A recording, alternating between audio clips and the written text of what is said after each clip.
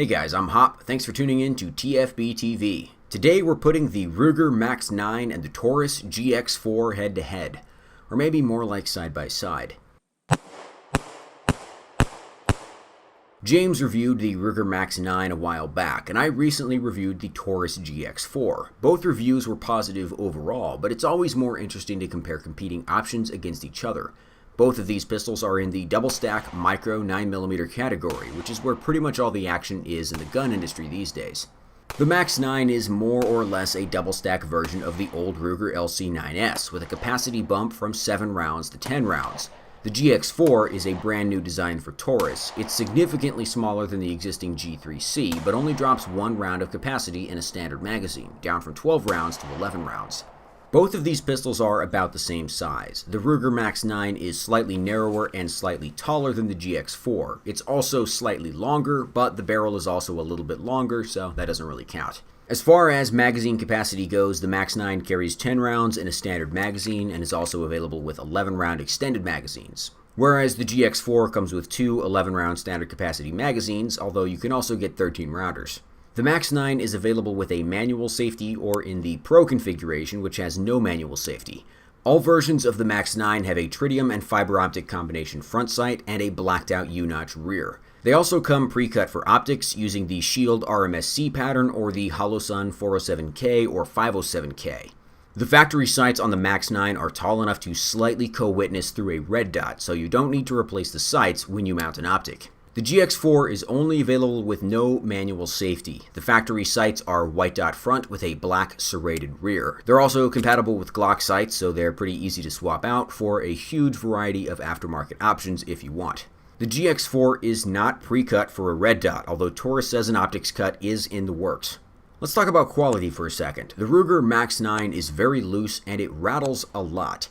That's not necessarily a bad thing, but it's something that James touched on in his review of the Max-9. The Max-9 also has that very thin, kind of dodgy Ruger oxide finish that they've been doing for a while now. I think if TFB writer Luke C. carried one of these, it would rust through in about a week. By comparison, the GX4 feels like a much higher quality gun. It's very tight and has a clean, tough nitride finish. There's a ton of frame-to-slide contact provided by the extremely long slide rails. So the gun locks up tight, it doesn't rattle, and it feels rock solid. The official James Reeves Maraca test. These both have a partially loaded magazine inserted.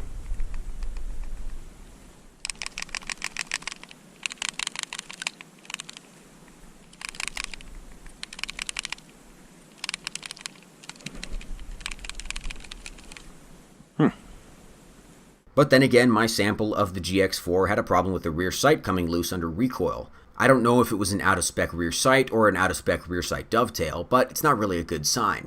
Another issue with the Max-9 that doesn't really speak to super high quality is the crummy takedown system. You need to use a tool to push a non-captive pin out of the gun in order to take the slide off. It's not an elegant way to disassemble the pistol, and it's pretty easy to lose that little pin if you do it in the field.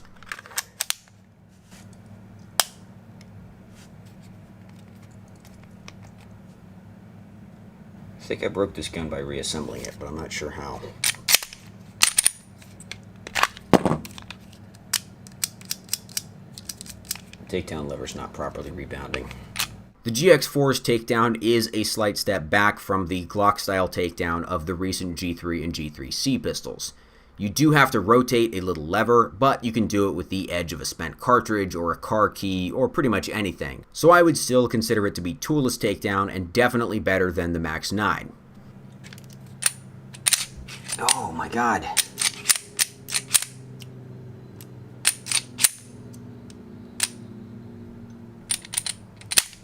What is wrong with this thing? I don't think that pin is locating right. Okay, it's broken now. So let's talk about the shooting characteristics of these two pistols. I shot both of them side by side through both accuracy and rapid fire drills. As far as slow fire accuracy goes, the most important characteristics of the pistols are the trigger and the sights. Both of these pistols have a trigger safety blade, and on both of these pistols the safety blade goes flush with the face of the trigger when you pull it. The trigger on the Max-9 is made of metal and has a rounded profile. It also has a strange rolling break. I find the profile of the trigger to be very comfortable, particularly because I have big hands and long fingers and I cannot really shoot small pistols with the pad on my finger. However, I don't like the pull and break of the Max-9 any more than I liked it on the LC9S. By comparison, the GX4 has a very clean Glock-style trigger pull. It feels almost identical to a Glock trigger, except the face of the trigger is flat and the pull is slightly improved. I greatly prefer the trigger pull on the GX4, although honestly I can take or leave a flat face trigger. Your mileage may in fact vary, but for me the GX4's trigger is more conducive to both fast shooting and slow fire accuracy. As far as the sights go, the GX4 and the Max-9 both have a single front dot and a blacked out rear. The GX4 has a nice clean white dot front, the Max-9 has the combination fiber optic and tritium front. Both of these sights work pretty well for me. They're not too fine and they're not too coarse, so they're okay for fast shooting and okay for accuracy shooting. The Max-9 obviously has the benefit of fiber optic, which is high visibility in the day, and tritium, which is high visibility at night. If I've got all the time in the world, I can make pretty good groups with either of these pistols despite their small size. When shooting faster or at longer ranges, the additional capability of the red dot really comes into play. Slow fire groups from 7 yards. We've got Taurus GX4 with MagTech 115 grain FMJ. Ruger Max-9 with the Hollow Sun, same ammo. Down here we've got the Max-9 with 124 grain Spear Gold Dots. GX4, same ammo. I don't think we saw a whole lot of that here. I shot some slow fire groups, and I also shot a slow fire accuracy focused drill called the FSP 9 at 9. This drill is shot at 9 yards on a B8 repair center style target and is 3 rounds strong hand only, 3 rounds weak hand only, and 3 rounds with both hands. Pretty solid result with either gun. If we discount that flyer, that was the first shot that I took. That was strong hand only with the GX4. If we discount that flyer, groups are very similar. If we include that flyer, the Max-9 did a little better. I also shot the classic The Test drill, which is 10 rounds at 10 yards in 10 seconds on a B8 sized repair center target.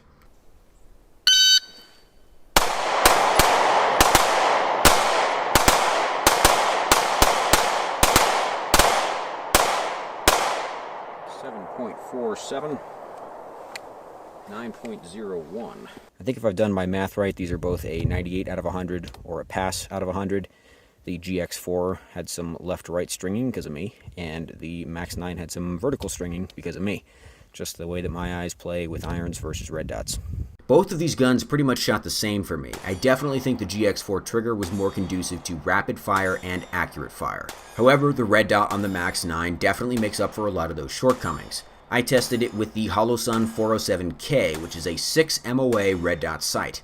A 6 MOA red dot is pretty coarse as far as red dots go, but for a small pistol like this and a small window on this optic, it works really well.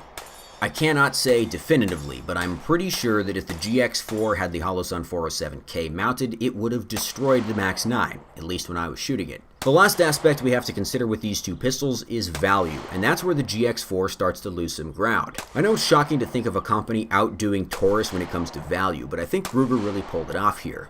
Both of these guns come with 2 magazines. The Ruger comes with a flush fit 10 rounder, an extended 11 rounder, as well as a finger rest extension for the 10 rounder. It also comes with factory co-witness night sights and an optics cut. The GX4 comes with 2 11-round magazines, and that's it. It's bare bones. You don't even get a pinky rest extension in the box.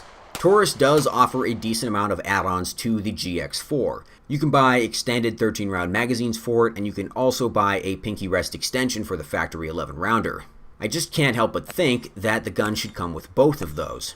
I would happily carry a GX4, but I would like to do so with an extended pinky rest on the 11-round flush fit magazine, and I would like to carry a spare 13-round magazine instead of a second 11-rounder. The MSRP of the Ruger Max-9 is right around $500. The MSRP on the GX4 is lower at about $400. However, as of this writing, the Max-9 is selling well below its MSRP, and the GX4 is not. I understand that prices fluctuate a lot even when the country is not engulfed in political turmoil. However, when I've looked recently, I've seen GX4s selling for the same price as the Max-9. And the way that these guns are currently configured, the GX4 should absolutely be cheaper than the Max-9. It doesn't have the same capabilities and it doesn't deliver the same value out of the box. That being said, Taurus is planning to offer an optics cut version of the GX4, hopefully by the end of the year. So which one would I choose right now? I am excited about the possibilities afforded by micro red dots on concealed carry pistols.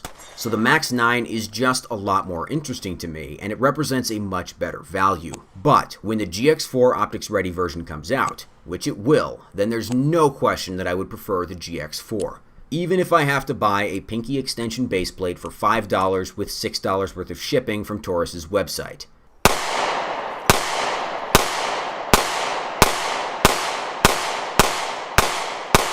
When that day comes, I'll drop the Max-9 like yesterday's jam. Thanks for watching. TFBTV is supported by our sponsors, Ventura Munitions and Top Gun Supply. We appreciate their support, and we would love it if you would check them out. We are also supported by our generous viewers like you via Subscribestar and Patreon. Links to both of those can be found in the video description. James does some awesome giveaways as a way to say thanks to those guys who support us. You can also find a link to our Discord channel. Join up if you'd like to get some weightlifting advice from Speedy. See you next time.